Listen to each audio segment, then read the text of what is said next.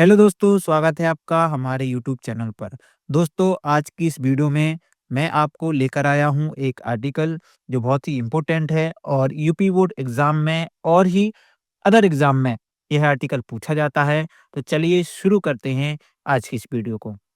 आज का हमारा टॉपिक है rising prices in our country, यानी हमारे देश में महंगाई। हमारे देश में महंगाई आप जैसे कि जानते हैं कि किस तरीके से बढ़ रही है, उसी पर हमें ये आर्टिकल लिखना है। यूपी बोर्ड में यह 10 नंबर में पूछा जाता है, जिसकी वर्ड लिमिट 100 टू 150 वर्ड्स होती है।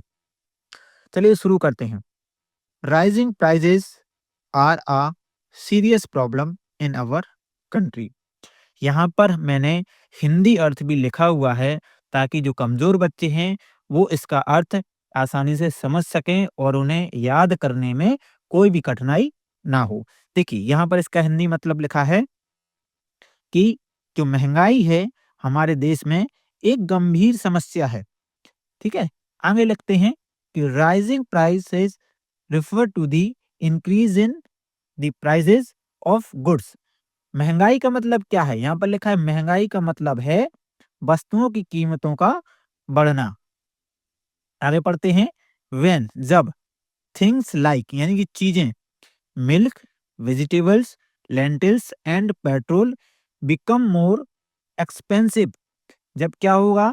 जब चीजें जो हैं जैसे दूध है, सब्जी है, दाल है और पेट्रोल जैसी चीजें महंगी हो जाती हैं, तो इसे हम क्या कहते हैं? महंगाई कहा जाता है।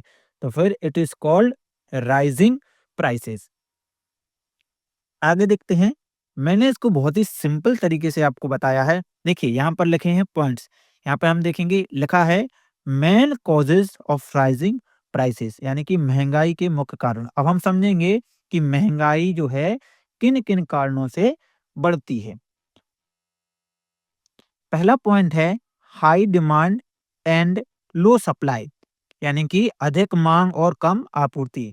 आपने देखा होगा, जब भी कोई न्यू चीज मार्केट में आती है और आप देखते हैं यदि उसकी डिमांड मार्केट में ज्यादा होती है और वह चीज मार्केट में कम आती है, तब आपने देखा होगा कि उस चीज के रेट बढ़ जाते हैं। तो इसे ही कहा जाता है कि high demand and low supply. Next point है हायर प्रोडक्शन कॉस्ट, यानी कि उत्पादन लागत का बढ़ना। जब आप देखते हैं कोई भी चीज जब बनती है तो उसमें रॉ मटेरियल का यूज होता है। यदि आप देखेंगे कि यदि रॉ मटेरियल की लागत वैल्यू जो है कॉस्ट होता है, यदि वो बढ़ जाएगा तो जो भी फिनिशिंग चीज होगी, जो भी बनने के बाद जो चीज होगी, तो उसकी वैल्यू ऑटोमेटिक ही बढ़ जाएगी।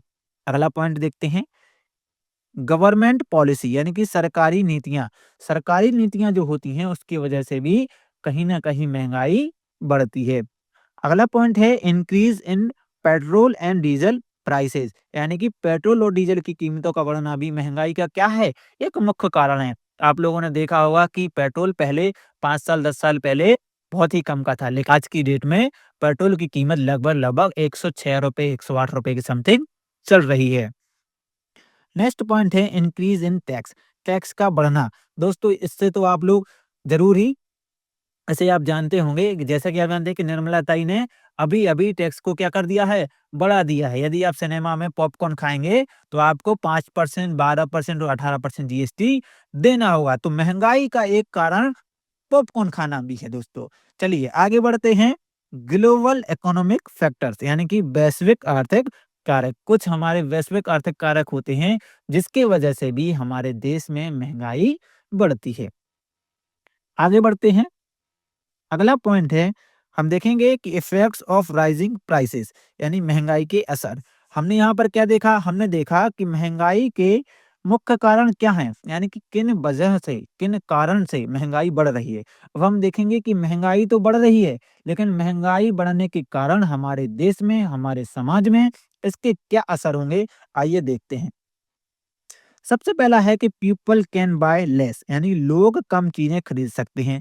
देखिए, कोई भी चीज कोई भी चीज पहले 10 रुपए की आती थी। आप मार्केट में लेने गए, आपने 20 रुपए खर्च किए, तो वो चीज आपको कितनी मिली? दो मिली। 10 रुपए की एक, 20 रुपए में दो चीज आपको मिली।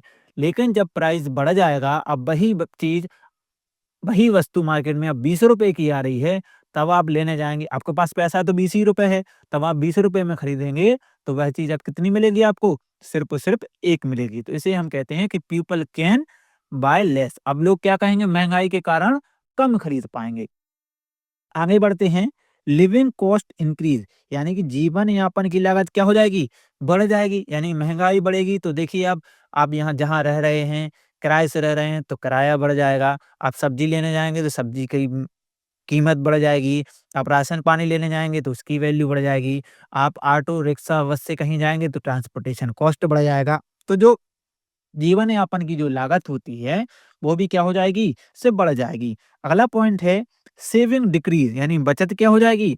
घट जाती है। देखिए, यदि आप पहले 10,000 रुपए कमाते थे, अभी भी आप 10,000 रुपए कमाते हैं और पहले आपका खर्चा 5,000 रुपए था, महँगाई बढ़ेगी तो खर्चा आपका क्या होगा? ऑटोमेटिक ही बढ़ जाएगा। लेकिन आपकी इनकम तो फिक्स ही है, तब आपकी बचत क्या हो जाएगी? घट जाएगी। तो महँगाई का असर एक ये भी होता है कि सेविंग जो होती है, वो क्या होती है? डिक्रीज़ हो जाती है। The gap between the rich and the poor increases, यानी अमीर और गरीब के बीच अंतर बढ़ता है। देखिए, जब महंगाई बढ़ेगी तो जो गरीब रहेगा वह क्या होगा? वह वंचित हो जाएगा। किन चीजों से? किसी भी चीज को लेने से वह वंचित होता जाएगा। क्यों होता जाएगा? क्योंकि महंगाई बढ़ेगी तो वह जो कॉस्टली चीजें होगी उसको लेना अफोर्ड नहीं कर पाएगा, और जो अमीर रहेगा वह उन चीजों को ले पाएगा। तो अमीर और गरीब के बीच जो अंतर है, यह महंगाई के कारण धीरे धीरे बढ़ता जाता है। अगला पॉइंट है, इंक्रीज प्रोडक्शन कॉस्ट, यानी उत्पादन लागत बढ़ जाती है। देखिए, महँगाई बढ़ेगी, मैंने जैसा बताया महँगाई बढ़ेगी, तो हर चीज़ पर क्या होगा? कॉस्ट वैल्यू बढ़ती जाएगी। तो जो रॉ मटेरियल होगा, उसकी महँगाई हो जाएगी। तो जब उससे रॉ मटेरियल से मिलकर कोई भी चीज़ बनेगी, तो उस पर भी महँगाई का क्या होगा? असर दिखेगा। तो उत्पादन लागत क्या हो जाएगी? बढ़ जाएगी। अब हम अगला पॉइंट देखेंगे कि some main solution to rising prices, महंगाई के समाधान के कुछ प्रमुख तरीके। देखिए, हमने पहले देखा कि महंगाई किन कारणों से हो रही है, फिर हमने दूसरा पॉइंट देखा कि महंगाई बढ़ने से समाज पर, देश पर क्या असर होता है। अब हम देखेंगे कि महंगाई के समाधान के प्रमुख तरीके क्या हैं, ऐसा हम क्या कर सकते हैं जिसकी वजह से महंगाई ना बढ़े, महंगाई को हम बैलेंस कर सकते हैं। आइए देखते हैं। सबसे पहला पॉइंट है, बैलेंस डिमांड एंड सप्लाई, यानी मांग और आपूर्ति का संतुलन बनाए रखना। देखिए, डिमांड और सप्लाई जब बैलेंस रहेगी, यानी कि मार्केट में खरीदने वाले 10 हैं और वो चीजें भी 10 हैं, तो डिमांड और सप्लाई बैलेंस रहेगी, जिससे महंगाई नहीं बढ़ेगी। अगला पॉइंट है, increase and promote local production, यानी कि स्थानीय उत्पादन को बढ़ावा देना और उनको और ज्यादा से ज्यादा बढ़ाना। देखिए, जैसे कि जब लोकल में किसी भी चीज का उत्पादन होता है, तो उससे यदि हम लोकल के लोकल में यदि हम खरीदते हैं, तो हमारा ट्रांसपोर्टेशन चार्ज बच जाता है, जिससे चीज़ें सस्ती होती हैं। और लोकल का मतलब है कि जैसे कि यदि हम किसी कंट्री से इम्पोर्ट कर रहे हैं किसी चीज़ को, तो जब हम किसी कंट्री से किसी चीज़ को इम्पोर्ट करेंगे, तो उस पर लगने वाली जीएसटी, इस पे लगने वाले टैक्स और उस पे लगने वाला ट्रांसपोर्टेशन जो चार्ज होगा, जब ये सब मिलेगा, तो चीज़ें जो हैं महँगी हो जाएँगी। तो हमें क्या करना है? हमें जो लोकल होगा, लोकल जो प्रोडक्शन होगा, उनसे उन चीज़ों को खरीदना है और उनको क्या करना है? बढ़ावा देना है। आगे बढ़ते हैं, कंट्रोल अननेसेसरी स्पेंडिंग, यानी कि अनावश्यक खर्चों को नियंत्रित करना। यानी सरकार जो पॉलिसी चलाती है, अनावश्यक जो कुछ-कुछ पॉलिसी होती हैं, जिनकी वजह से करोड़ों करोड़ों रुपए क्या होते हैं? वेस्ट हो जाते हैं, जिसकी वजह से महँगाई बढ़ती है। Control petrol and diesel prices, तो पेट्रोल और डीजल की कीमतों पर नियंत्रण रखना, जिसकी वजह से भी महंगाई को कम किया जा सकता है। रिड्यूस टैक्स, टैक्स में कमी करना। दोस्तों, ये तो आपको पता ही होगा। तो टैक्स में कमी करना, तो निर्मला ताई से कहना है कि भैया पॉपकॉर्न पे जो आप जीएसटी लगा रहे हैं, इसको आप खत्म करो, इसको आप। और लास्ट है, इम्प्रूव सप्लाई चेन्स, यानी आपूर्ति श्रृंखलाओं में सुधार करना।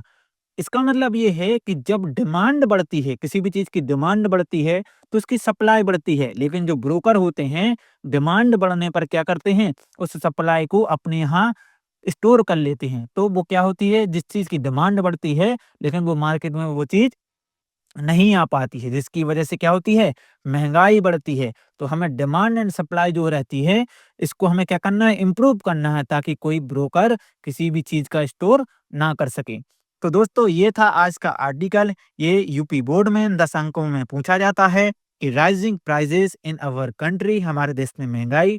दोस्तों वीडियो अच्छी लगी हो, वीडियो को लाइक करें, कमेंट करके ज़रूर जाएँ और दोस्तों चैनल पर जुड़े रहें। आपको और अच्छी से अच्छी वीडियो हम आपको प्रोवाइड करने की कोशिश करेंगे। Thank you.